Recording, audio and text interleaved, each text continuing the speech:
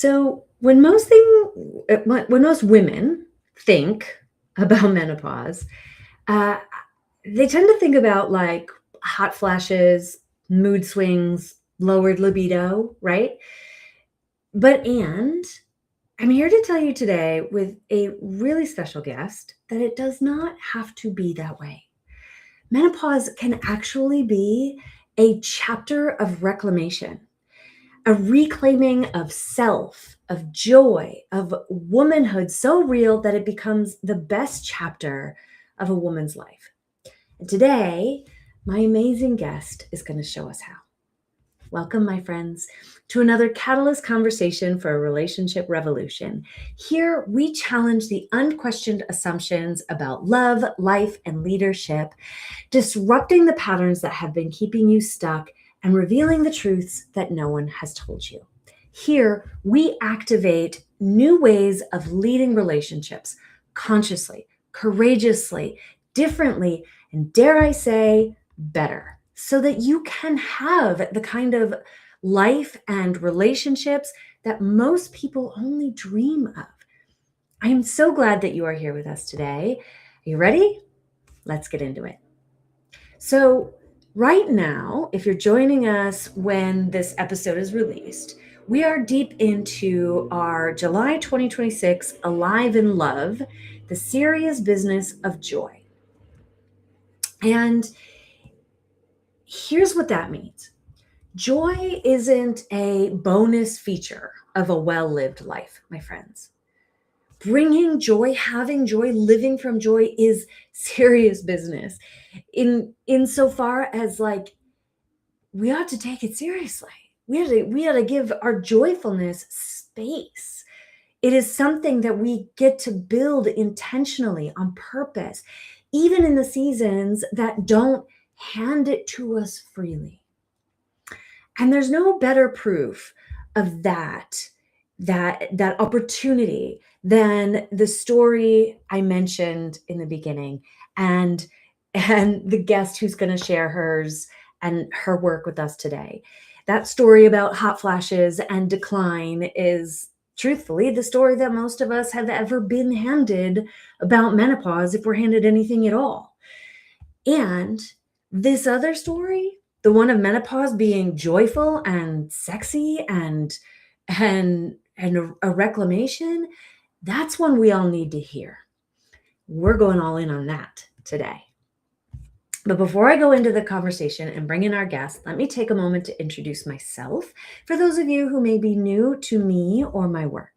My name is Dr. Jeni Wahlig, and I am an award-winning relationship mentor, speaker, author, intuitive guide, and I am a relationship revolutionary. My mission is to revolutionize how we think about and go about our relationships and to redefine what it means to love so that we may all experience the true power and possibilities that our relationships have to offer. Because nothing, truly nothing, impacts the quality of our lives more than the quality of our relationships. And we are in relationship all the time, in every corner of our lives. Relationships are the infrastructure of everything that we're trying to build. And most of us have never learned how to do our relationships well, let alone how to do them consciously and relationally, especially when we go through challenges. Much of what we have learned not only doesn't work, it's also part of what's keeping us stuck and unhappy. So this revolution that I'm talking about changes all of this and creates a great global healing through love.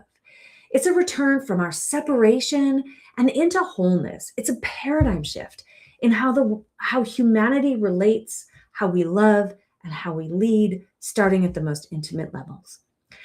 And in these Catalyst conversations, my goal isn't just to give you insight. It is to wake something up within you so that you may be a part of revolutionizing your life and relationships too. Now, let me tell you about our guest today. So my guest today has spent 30 years helping other women understand their own bodies at exactly the moments that those bodies become the most unfamiliar. Lisa Fitzpatrick is an Australian pelvic health physiotherapist, speaker, and the author of the best-selling book, Sexy Menopause. I mean, come on, can we all go purchase that book right now, please? Who doesn't want that and need that? She has built her entire body of work around a radical idea, my friends, that this stage of our lives, the perimenopause, menopause stage, is not a decline, that it is an initiation into something more authentic, more embodied, and more alive than ever. If you've been quietly wondering whether your body is betraying you, this conversation is for you. Lisa, my friend, welcome to the Catalyst Conversations for Relationship Revolution. Oh, I'm so excited to be here. Thank you. Yes, we are so excited to have you. So I want to start our conversation with a bit of your story, right? 30 years is a long time to be doing this work. What made you decide that the conversation around menopause needed to change? And how did you get into that? How did you discover that for yourself? Oh, so good to explore this, because you think that me writing a book about sex meant that my menopause has been a breeze and that I found it sexy the whole time, and it couldn't be further from the truth. My sexy menopause came with me being on the floor, crying my eyes out, overweight, depressed, feeling at my wit's end. My fiance of 8 years had just run off with someone 20 years younger. I was absolutely at the end of my rope, in the terms of I've been a feminine empowerment agent for supporting women in their, deepest, darkest hours for my whole career. And suddenly here I am facing probably something I just had no idea how to get through. I just did not know how I would survive being menopausal and being left virtually at the altar by someone. It was really hard, and it was the best thing that ever happened to me. And the reason why is because it helped me to put into perspective the thousands of stories I have heard women come into my clinic expressing about what midlife changes are happening to their body. And in work, I work with pelvic examinations, understanding people's intimate stories of their lives, understanding how the pelvic's a very deeply personal, spiritual place for women to inhabit their whole lives. We hold our stories here. We hold stories of birth, of loss, of miscarriage. We hold stories of sexual experiences, some negative, some positive. And a lot are very content from painful stories, those deeper stories, those tragic stories. And unbeknownst to me at that time of heartache, I was also carrying stories that I'd never addressed before that were affecting my sensuality, my sense of joyousness, my ability to connect to who I am authentically. And so that breakdown gave me an incredibly, uniquely beautiful opportunity to see that if I could face some of the traumas and shame that I feel menopause is designed in a certain way to burn away. Let's look at these hot flushes. They burn away some of the things that have been holding us down our whole lives. And so whilst we, as a Western society, look at a lot of symptoms as being a negative thing, those symptoms are initiations to tell us what do we need to address that might have been bringing us into a place where we weren't living life to its fullest, where we might have bought into the lie that society tells us that we need to pay extra money for meno-washed products.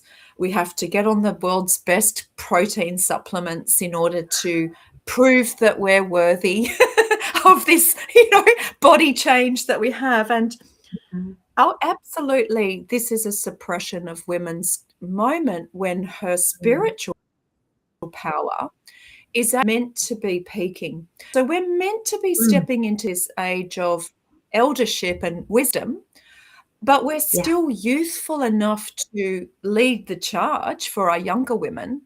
And yet, is there, a suppression of women at this time because that power is somehow seen dangerous in our society? I'm still working that one out. That's why I felt so called to write about this topic in a new way and to rebrand menopause, because I'm in Generation X and we're fortunate. We can have these conversations. It's so exciting to be alive right now. Yeah. Oh my gosh, Lisa, I love so much about this. I just had a thought that I wanted to follow up on, and then I got excited about your truth around being part of Gen X and being able to have these conversations, because I'm like, yes, yeah, we can. Like, damn straight, like, now is the time to be shifting these paradigms.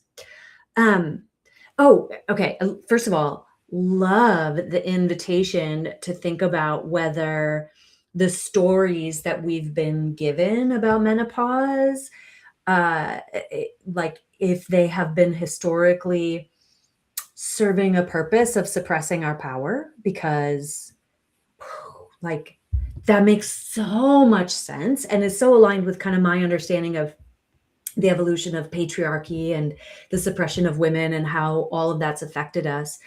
And the other thing that I think was coming up for me as you were talking was just recognizing that,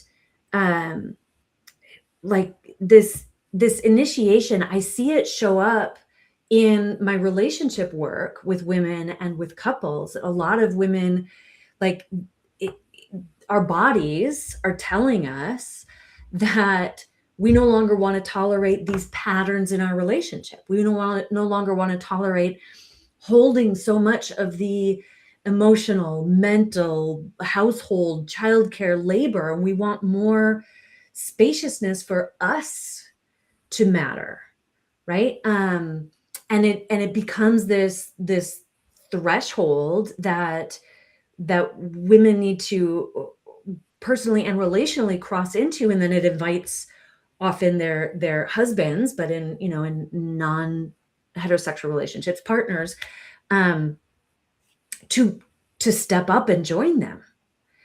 And I saw a reel once. I've started my own perimenopause journey, so familiar with some of like the breakdown and revealing of these truths of what we need, like what my body and my spirit are calling me into now. Yes. And I saw a reel that said something to the effect of, in perimenopause, menopause, our estrogen drops, but our estrogen was like the fucks that we had to give, right? Like, so our estrogen no longer is no longer giving us the fucks that we can give about everybody else, and we need to fucking care about ourselves. And I just love that. I'm like, oh yeah, like I am lower on fucks to give. It's like, this is now a new era of me mattering. And you're right, there's so much power in that. Yes. Yeah. So much power in that. So much power in estrogen doing us this favor. Estrogen as a word comes from a Latin word meaning gadfly, which is like a gadfly. The idea of us gracefully and wisely is that we no longer have to busy ourselves trying to impress and trying to sort of muscle around and hustle and have all this spare energy, because we're youthful enough to make mistakes and to kind of fall on our face enough times that by the time we get to this midlife, hopefully we've learned enough lessons to become incredibly efficient capable of telling the truth, exactly how it actually is. And I think a lot of us are conditioned to not be truthful because, we're so raised to be such nice humans. And there's different codes of behavior for women a lot in society. And I think it's such a liberating thing to think of estrogen doing us a favor and quietly, slowly leaving the building so that we can actually show up exactly as we are. Yeah. Yeah. Yeah. I love that.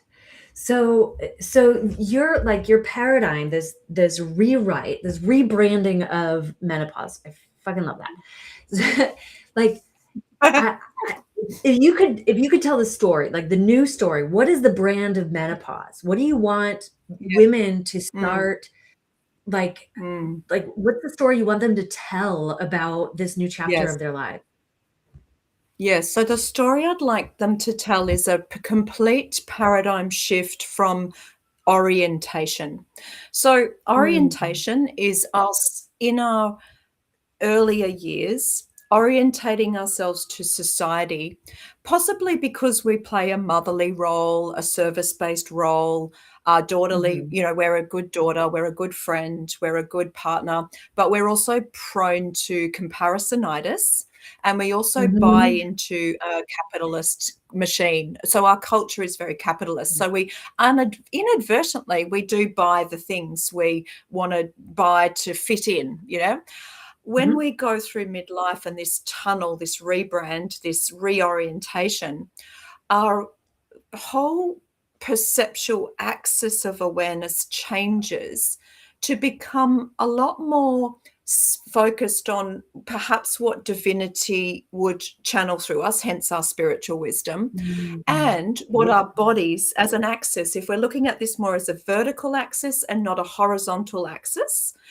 So the horizontal axis, comparisonitis, hustle, what is our village requiring of us?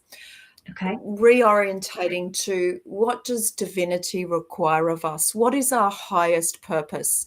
We might be in the second chapter, but it might be the best chapter for us to actually be honest about what we're here to really be doing. And also, what are our bodies requiring of us for radical self-care? Because we've possibly in our procreative years where we've had a menstrual cycle and we've been very tied up in having babies and being in a cycle, we release that cycle. And that energy now becomes free and it's powerful. It's powerful energy. It makes up for some of the body's, let's face it, the reality is there are some of the body's declining parts. Society likes to focus on that because capitalism makes a lot of money from bodies declining. So, we don't need to worry as much as the body at the body's symptoms if we understand how powerful we are in our essence without buying into that we're told that we have to keep showing up for this expensive menopause products. We have to keep on top of the aging secrets. When you look at someone who's really living their life according to an authentic sense of their own life's purpose, the shine in their eyes, the youthfulness in their spirit, it's completely independent of whether they buy an expensive face cream. That's the rebrand I want. I love that. What a beautiful reframe. And as you speak to it, it just resonates within me as so much more true, right? So much more like, I mean, truth is the word. Like, it's resonant with truth, with the spiritual reality of this experience than the alternative orientation that is, well, we're declining and this is tough and we have to survive it and we need all of these all these supplements and these treatments to combat what is happening for us. Instead, we get to step into this beautiful like initiation, which is another great word, into Yes. like the best chapter of our lives, where I love we're that, and I letting want go to of all really that. speak to that. Yeah. Yes, I so want to speak to that, because when I was on my knees and I felt so heartbroken that I'd been left for a younger woman, I never Yeah. thought it would happen to me. You hear about it, you hear about men running Mhm. off with younger women, and Yeah. you think, oh, it's actually happening to me. And I thought I actually got to one of the lowest points, and I did some research, and I found that Mhm. women between the age of 45 and 55 are more likely to suicide or divorce, or both, than Wow. any other time of their life. And I Yeah. thought, this is dire right now. I'm 52. I'm in the highest risk category. I can feel every bit of it. I know Mhm. why. Mhm. And then I started to get curious about my patients. So this is where I love my work so much, because Yeah. my patients, some of them are in their 60s and 70s, and this is what the statistics also show. Mhm. They era of women's lives is the happiest they've ever had. Some of them would come in with a twinkle in their eye and say, oh, my husband and I still have sex. There's Mhm. some changes that I'd like you to help me through, because as a pelvic health Sure. physio, I do a lot of sexual health work. Yep. But we still enjoy this intimacy with each other that's probably Mhm. better than it's ever been. And some Mhm. women have actually released a relationship. So they have gone through that statistic of the divorce, but then Yep. they've come in and they've met a new man or woman or whatever Mhm. has happened that's sort of like re-engaged and re-aroused them intimately. And Yeah. It's they beautiful. attest to it being better than they could have ever imagined in the past. And so many women actually need to, because while you're in the tunnel, which lasts 10 to Mhm. 15 years, a lot of women will say to Mhm. me, I think that's it for me. I don't think I'll ever have sex again or find it a good Mm. thing. And yeah, Yeah. I can't say I didn't feel for a minute while I was in my depths of sadness and rejection. Maybe I'll never have sex again. Maybe that's it for me. Like, I'm not going to go on dating Yeah. apps at 52. How do you do that? Right. Right. Yeah, yeah. And then I see these patients coming in thinking, and I thought, there's something really beautiful about knowing that it is a transitional time. It's a bridge. It's something that doesn't Mhm. last forever. It lasts a long time. There's a lot we need to grieve. So there's a lot Mhm. of in the reorientation process, you do have to let go of a lot of beliefs that you had as a younger woman about what makes you worthy and what makes Mhm. you a worthwhile human. Yeah, and I Right. think that's a key element, is understanding that worth changes. It's not Mhm. measured according to whether you have a husband, whether you Mhm. have a house, whether you have a business or a career. Yeah. It's very independent of that. Really, the only thing I think we're answerable to is the divine call on our life. If Mm. we're Mhm. honest with that, and we're showing up because we've been given particular unique ways of operating in this world that are for good, like there's a benevolent reason for us having this life. Yeah. If we don't wake up to it in midlife, when will it happen? Mhm. Mhm. Yeah, that's absolutely right. And it's a gift to wake up to that if we're listening, right? Like If we're if we listening. allow ourselves to step through that threshold and prioritize um living that benevolent life, right? Like Yes. following the divine calling, which you're right, requires shedding a lot of the other stories, beliefs, shoulds about who we are supposed to be as women and what makes us worthy. Grieving that. I think that's a really important point that you make, that we don't think about, right? Like even as we're entering this beautiful chapter of our lives with all of these possibilities, we have to let go of, and even, I mean, part of it's letting go. And I think part of it is also just like reconciling the loss of not having gotten here sooner, right? Where we're focusing on ourselves and aligning with our truth and our authenticity. And as you named, right? Like even when there may be pain or loss or leaving in this reckoning, right? It clears the way for the best chapter of our lives, to live with a sparkle in our eyes that we may not have had before, which is such a beautiful visual. Yes. And to be honest with you, no one's more surprised about that than me, because I really want to make it clear to anyone who's listening, I was not looking at a positive aging process in my old life. I was really not looking at having a joyous existence while I was in that old chapter. And life had to have its way.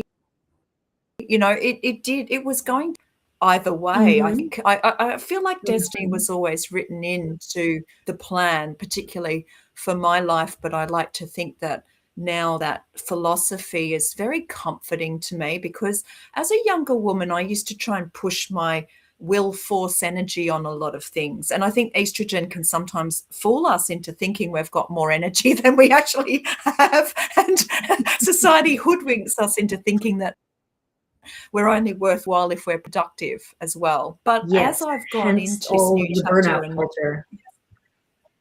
Yes, exactly. And it's interesting because no one's more guilty of that than I am either, with my various my hands in various pies and my busy sort of existence of living as a solo parent, etc., for many years. I think also with the shedding of the layers, the capacity for us to step out of the way to let the the new growth rise out of those ashes is also a really important skill for women to develop. And I think it's a surrender to what is, because we might have been really resisting reality for a long time. So we might be getting to that point where we can no longer wrestle or resist reality of our circumstances. And I think that's why a lot of relationships break up in menopause as well. But I would love to think, what I think where I'm most satisfied in the clinic is when a couple comes in and they're having sexual difficulties because of these midlife ruptures, where a woman wants to be a little more selfish, or her body's changed and sex is changing between them. And I've had plenty of husbands come in and cry and say, I just want things to be how they used to be. She's different, you know. And then maybe 6 months into their treatment journey with me, they'll say, oh, we're finally having sex again regularly. It's beautiful. I know how to manage things so that, you know, they can still connect. And I think that's a passion for me, is thinking we don't all have to go through a relationship rupture that separates a really loving couple. Yes, we have to detect the coercive controllers, the toxic personality types. None of us do well inside a poisonous situation. But some of the couples that separate, I think, really could have had these skills of understanding the changes, and they could have saved a beautiful 25-year marriage, and 100%. that feels really good when I get those calls where they say, thank you for putting us back on track with each other. You must be the same, Jen, with your relationship work. Yeah, absolutely. Absolutely. And that it's when couples get to this place, it is a reckoning of reality, right? And like as we women are facing a new reality that we don't want to tolerate this, and things are changing, and actually I matter, and I don't want to do all of this labor anymore, and I need more from you, husband or spouse. Certainly there's grief for the spouse that things are changing. It often is an invitation for him or her or them to do some growing and changing and looking at a reality Yes. that Yes. probably privileged them, in all honesty, and having to Yes. give up some of that. In all honesty. Yeah, having to give up some of that privilege, having to do some of the hard work Yes. of growing, but Yes. and like the other side of that, if she can stay in her Yes. power, and there's absolutely the work that we do, if she can stay in her power and invite him from that place of strength and Yes. sovereignty and self-love to Yes. cross the threshold, to enter this initiation Yes. with her, then the Yes. whole relationship enters a new Yes. stage of better than ever, because there's a new reality they're co-creating. It's more equitable, it's more authentic. Yes. The other partner does more growing up than maybe they ever Yes. have, and perspective taking and empathy taking and sharing Yes. and intimacy depth, and it's just fucking Yes. beautiful. And Yes. we women are the leaders of it, which is Yes. why, I'm Yes. so passionate about speaking to women about their Yes. power, their leadership, and the ways that we can invite this kind of relationship quality into our lives through our own Yes. power and change. Yes. So, I love that. yeah, Yes. I 100% get it. Yeah, Oh, you do. And I love that word invite as well, that we're not trying to coerce or control others, absolutely. our partners, Mhm, into, it is more about leadership in terms of demonstrative leadership, where if we don't really believe we can authentically show up, it's not going to mhm, happen. But if we definitely claim that part of ourselves that knows that truth is going to prevail. And I think one thing that stopped me from speaking my truth sooner was fear of mhm. loss, fear of losing a relationship, because I was That's it. frightened of speaking up and losing a relationship. So that's a really big threshold at the moment, I think, in our world. And so many women are actually frightened to speak up, and for good reason, because Mhm. we are Yeah. physically less, women are being, I mean, just in Australia alone in the last week, there's been 4 murders of women, spousal murders. And it's a Wow. really alarming thing that's happening on the planet. But Mhm. yeah, if we are in a healthy relationship, that other party, that partner, will rise to meet us. If we're not in a healthy space with someone and their capacity to meet us just isn't there, life finds a way of either removing that person, hopefully not with too many destructive consequences. But I'm still solving that puzzle for the couples I see where it's very clear there's a power imbalance, and that where there's Mm, a lot of fear. But I do mhm, feel deep down, in terms of truth prevailing, one thing I feel I can speak to from my own personal experience about being so um, pushed by life into being really truthful about what it meant for me to be free from a gilded cage that I'd been in, that I didn't even know I was in, is that truth is very liberating. So no matter what destruction might occur, loss of material status, loss of material things, let's face it, that's a real fear for women too, in yeah, a and in a capitalist. it's a reality that can happen. Yeah. Yeah, it's a reality. We don't Mhm. put away as much superannuation when we raise children. There's a lot Yep. about us aging without material agency. And Mhm, I don't want to deny that.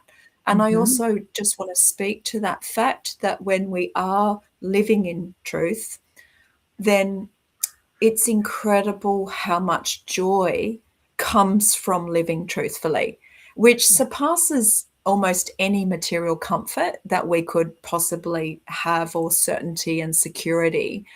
And I think Mhm. that's what true faith and trust in life is, or trust in God, or whatever your belief is.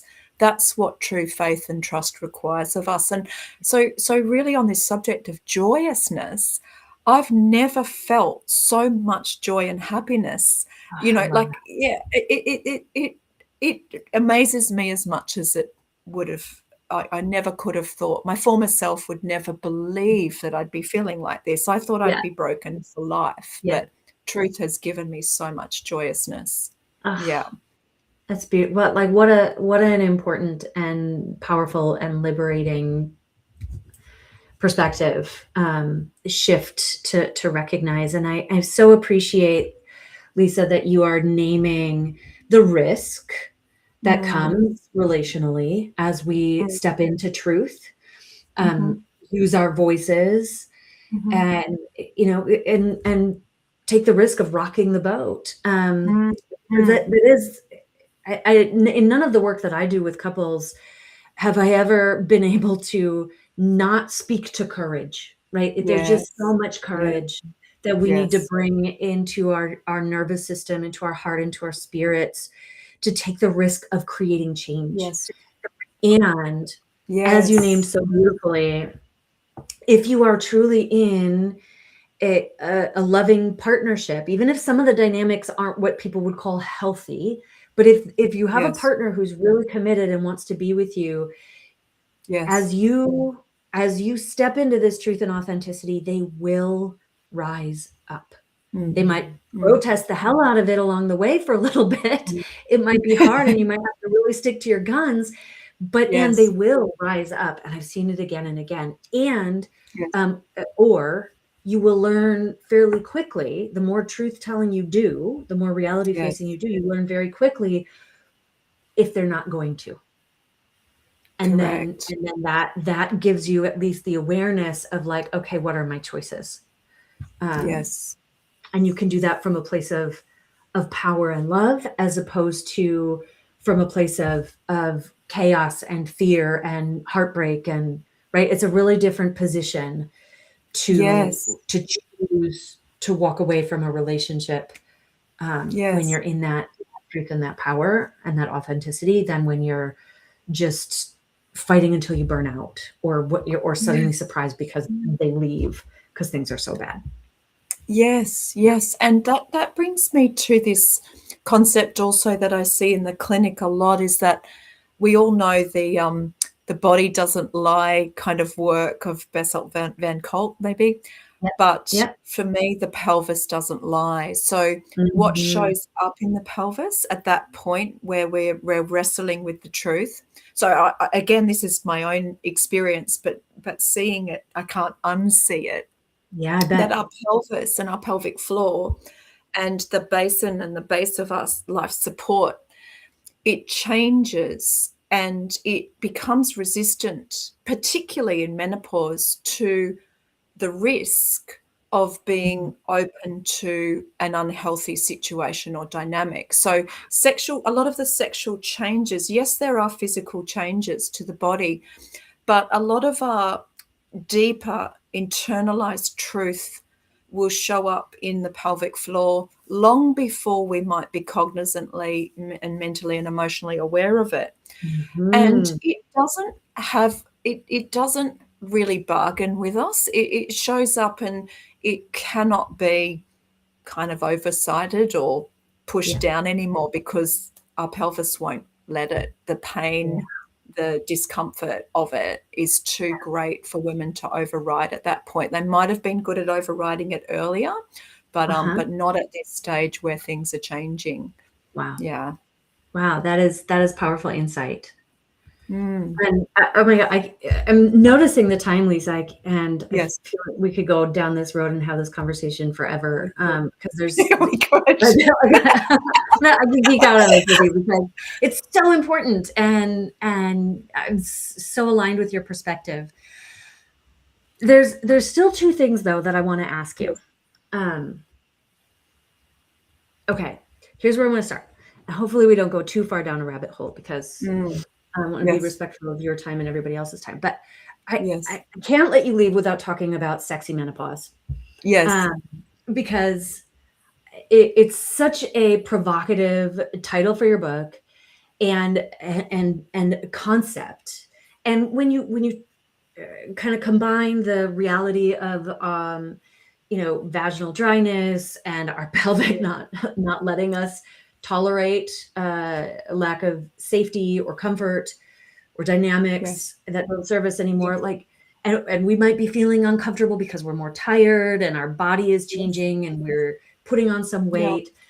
Like, how does a woman move through that into feeling sexy, into having a sexy menopause experience? Yes.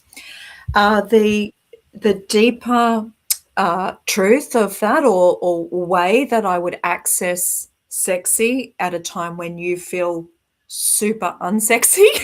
Exactly. Is by understanding that sexual energy is actually spiritual power. So the nature of the sexual energy through the body changes enough for us maybe to go through a period where sex is not necessarily a desirous thing for us to be engaging in. So this is the way I would bridge the gap myself with my patients who are experiencing enough change to go, oh my gosh, I can't do this. I can't cross this bridge. It's too uncomfortable. Is that we need to think of sex in a more, interestingly, physical utilitarian way for a short time.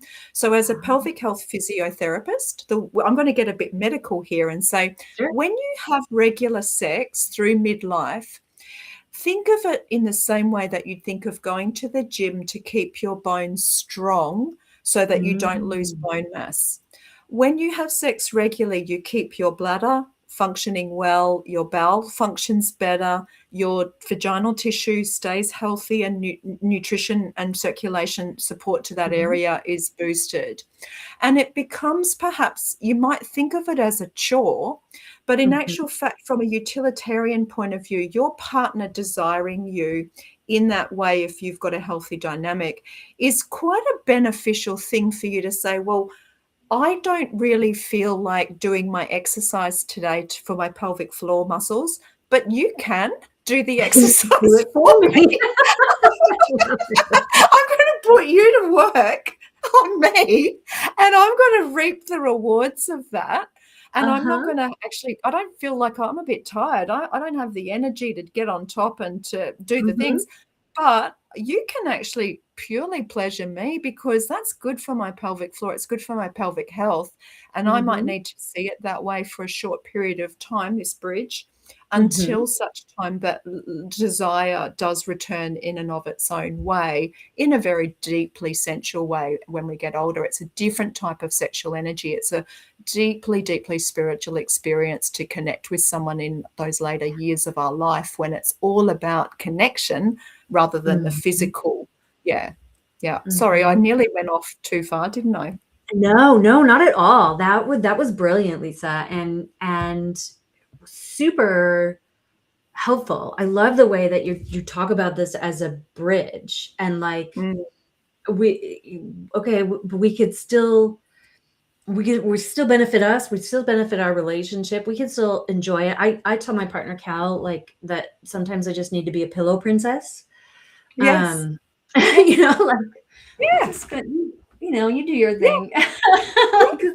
Bring me pleasure. I don't want to do any work. I'm tired. Yeah. Yes. And I love the permission for that. I love the relational partnership around that. I love the way that this perspective understands that it is beneficial to us and our bodies and our sensuality. And I love the recognition that it doesn't have to be, and probably won't be that way forever. We're just crossing this bridge in whatever way our body, mind, and spirit need us to right now to maintain that connection, to maintain that vitality, so that like when the desire does come back, as it will, it gets to transform into something even more beautiful and rewarding. Almost like a cocoon stage. Like we were this once, we were just hungry for it. And now we're cocooning, but only for a time. Just keep allowing yourself to grow and transform, and then we butterfly out. I get to soar. Yes. That's what a beautiful perspective. Thank you so much for sharing that. Oh, you're welcome. And it's a cautionary tale that when a woman stops being sexually active during this time, that's when I see them in the clinic. The bladders started leaking, the prolapses got worse, the bowels got worse. And you're like, well, actually, sex forms a function of strengthening pelvic floor muscles that have a very Mm, functional reason for being strengthened in our bodies as well. So yeah. it can be so nuts and bolts. We don't have to make it all spiritual. It's still helpful, right? Yeah. Real, Yeah. but Totally. Totally. I love it. Okay. So the last question, well, not the last, because I have another question after this. Do you have any like tips or advice for women going through menopause who want to reclaim themselves, who want to have a joyful experience, who want to have a sexy experience? Like, is there any like things that they could do today that would support them in moving toward that and embodying that experience for themselves?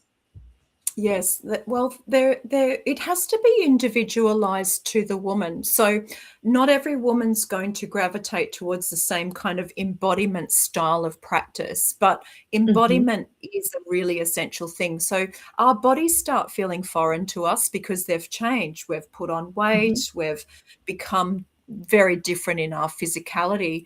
So Yeah. some form of embodiment, I feel, is essential, whether that is getting Mm. off to, for me, it was going to a dance class. I'm not a dancer. I've actually got two left feet, but I came to a friend who does a dance class, and it was a fantastic way.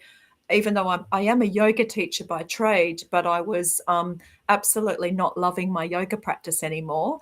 And I Mm. think we have to get really clear about what brings us a sense of joyousness in our movement. So, is it Mm. walking in nature? Is it something slow and beautiful, and slowing our movement down is another part of this experience of, well, we might have once been really happy to go really hardcore with our physicality, but now we practice that we do at least 4 times a week in our bodies. And again, that's that Mm. vertical axis. So radical Mhm. self-care is the other one, Jen. So it's about us going and having a bodywork session or a scalp massage from our friend, or Uh-huh. something that actually keeps us in a feeling of physical self-care, or even taking longer to put the moisturizer on your body, to move Mm. at half pace when we're doing things that we'd normally speed through, to sit and really experience the taste of a meal, because our digestive system changes. So we have to sit and smell our food and chew our food Mm. mindfully so that our digestive organs can actually prepare. And that's a change that happens in our pelvis that we need to honor as well. Yeah, it does come back to physical love and connection. Do you know, I think for me, being a Catholic girl who was quite repressed, who never would have thought I'd be in Mhm. this line of work in a million years Sure. because I probably came from repression, I think giving yourself permission to love your body is Mm. so very beautiful, because society doesn't tell us to love our aging bodies, does it? We don't get No, any not the messages to opposite. love our aging process. Yep. No. Yep. Yep. Oh, You're allowed to love your body. You are allowed to love the body that carries all these stories of so many things you've been through. That's really sexy, to love your body. yes. Yes, it is. What a beautiful message, Lisa. Thank you so, so much. What a valuable, paradigm shifting, liberating conversation. Um, how can people learn more about you? How can they like access more of your wisdom and your experience and your support? Yes. So my website is www.sexymenopause.com. Pretty easy to remember that one. Love it. Love it. I am at Instagram at the Lisa Fitzpatrick, and at sexy.menopause. And I also have a Substack publication where I publish regular long form articles about pelvic health through all the ages, perimenopause and pre and postnatal, and pelvic floor support. But I also have a little bit of a strong feminist political angle to a lot of my work, and a spiritual angle too. I love Substack. You're my people. Yes, you're my person too. Feminine Body Speaks at substack.com or .substom. The Feminine Body Speaks is my publication, and I'm really writing about all of this. And thank you so much for the fantastic conversation today. Oh, yes, no, it has been an absolute pleasure. I'm so excited to share this whole conversation, pieces of this conversation, because it is really holds the seeds for changing women's lives and men's lives, their partners' lives, right? Yes. Because the more vibrant and happy and authentic and in love with our bodies and sexy feeling we are, like, we're gonna lift everyone else up around us, and that's how it's supposed to be. So yes, so that's good. how it's supposed to be. Thank you so much. Yes, amazing. All right, Lisa, I'm gonna put you backstage while I wrap this up. But it was so good to have you. Thank you so much again. You guys, like, was that not just so awesome? I received so much from that conversation myself as a woman going through perimenopause, new ways of making sense of it, new ways of deciding how I want my future to be. And listen, if you got something meaningful from this conversation, and I can't imagine you didn't, will you do something for us right now? Will you please subscribe to the Relationship Revolutionary podcast wherever you listen to podcasts, and leave us a review? Share this episode with another woman who you know may need to hear it. Your word of mouth, your engagement with this episode is what's going to get this conversation into rooms that Lisa and I couldn't get into without you. If you know that you want to be a part of this relationship revolution, this global movement to support people in having healthier, more liberated, more joyful relationships, please make sure that you like, comment, and subscribe to this YouTube channel. Share about all the work that we're doing in Powerful Love, attend our events, and of course, do your part to continue leading with love. If you're looking for support for yourself and your relationship, please don't hesitate to reach out. We're here for it. There are a number of ways that Calvin and I can support you, whether it's just you or you and your partner. Speaking of support, I want to share 2 quick ways that we can walk with you further. The first is my free masterclass, which is called How to Get Your Partner to Finally Show Up the Way You've Been Asking without burning out trying to do it. Okay, this isn't a webinar, my friends, like this Catalyst conversation. It is an identity activation. It is a paradigm shifting exploration of how you can get real results that create real changes in your relationship, even if your partner's not doing the work with you. The link to sign up for that free masterclass is in the description of this episode. Come check it out. It is part of my mission to support at least 1 million women in liberating themselves from what's not working and getting more of the relationship that they need and deserve. If you know you want a deeper level of support, the best way to start is with a decision call with me and Calvin. That can be you and your partner. Our decision call is a 90-minute deep dive call where we're going to explore what your unique situation is, what the patterns are that are keeping you stuck, and what is actually needed to create the changes that you're looking for. We also explore whether or not working with us is the right next step for you and your relationship, which is why it's called a decision call. So there's a $500 investment for the 90 minutes. You're going to walk away with greater clarity on where you're at and where you need to go. And if you decide to work with us and we decide we're the right fit for you, that $500 applies directly to any and all of our programs. Even if you don't work with us, you can use that $500 to toward one of our digital courses. So you're never paying twice. It's all an investment. The call itself, I'd say, is worth the $500 alone. And you get to use it again for whatever next step you want to take beyond that call after getting that clarity to support your relationship and moving into its next chapter of joy and aliveness and fulfillment for you, my friend. So the link for that to book a decision call is also in the show notes. That's all I have for you today, my dear ones. I'm so glad that you were here for this conversation. I will see you next time for another Catalyst conversation in the Relationship Revolution. New episodes drop every Friday at 12:30 p.m. Pacific. Until then, keep leading with love.